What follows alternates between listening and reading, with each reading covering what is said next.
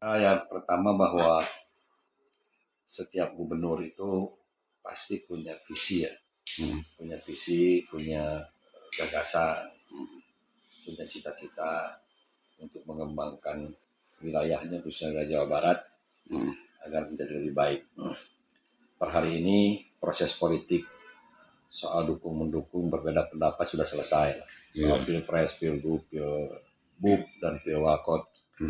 Hari ini kita dihadapkan pada situasi untuk bersama-sama semua mensukseskan semua program, semua gagasan dari para pemimpin yang terpilih.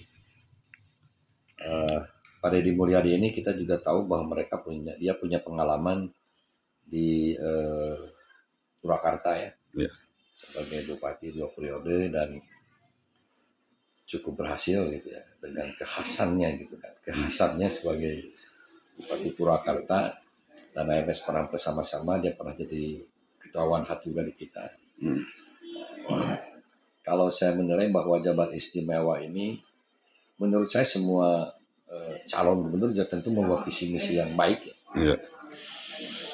Bahwa yang berhasil sekarang dan yang mungkin dan akan diterapkan adalah konsepsi atau persepsi tentang jabatan istimewa.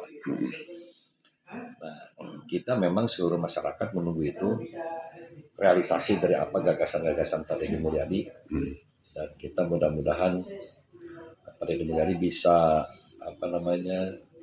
membumikan pikiran-pikirannya lebih realistis, lebih mengenal, lebih bermanfaat buat kepentingan masyarakat. Saya kira kan kekhasan gubernur kita kali ini ya karena dia punya dasar background juga seorang budayawan, selain intelektual juga budayawan. Selain politisi juga selain politisi pastilah dia masuk ke wilayah politik, pasti politisi.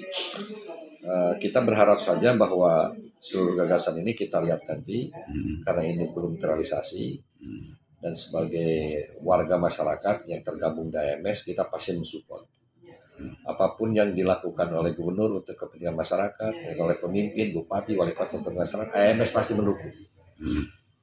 Dengan tentunya saja sebagai mitra kritis, AMS juga akan memberikan respon terhadap kebijakan-kebijakan yang seandainya dianggap kurang relevan. Kan jadi mendukung sepenuhnya, mensupport sepenuhnya, tetapi tentu saja tidak boleh menghilangkan daya kritis. Betul. Jadi kalau dasar demokrasi di situ. Tetap di situ dasar demokrasinya bahwa kita, tetapi tentu saja berbeda. Ini bukan soal pemilihan, kita tidak harus lagi kita semua berpikir beda pendapat, beda dukungan. Pak Deddy Mulyadi harus jadi gubernur dari semua pihak. Yang memilih, yang tidak memilih, yang tidak menggunakan hak pilih, ya harus menerima. Inilah hasilnya proses politik demokrasi.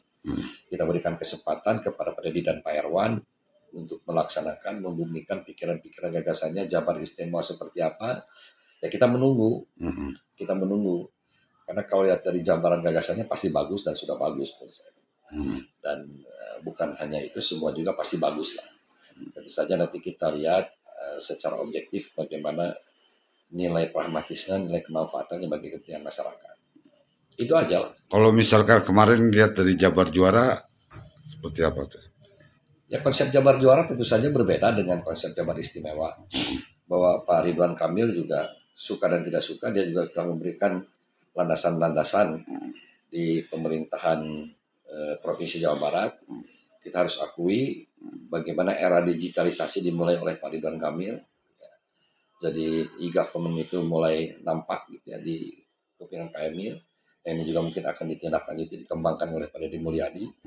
Saya kira kita tidak bisa menghadapkan piece-piece terhadap sama lainnya, karena masing-masing juga punya visi kelebihan dan punya spesialisasinya masing-masing. Kita harus objektif melihat Pak Ridwan Kamil mampu menggairahkan, membahagiakan beberapa daerah dengan membangun tempat-tempat wisata baru, dan wisata baru ini diharapkan menjadi potensi pengembangan ekonomi. Saya kira Pak Deddy Mulyadi juga akan melakukan itu. Ya, yang supaya istimewanya nanti pasti dia akan lebih istimewa lagi ya. Pasti akan lebih. Karena namanya istimewa. Namanya juga istimewa gitu kan. Dan saya melihat kan dia sudah membuktikan bagaimana dia membuat Purwakarta juga cukup berhasil maju dari daerah yang tertinggal, sekarang kan sudah cukup maju.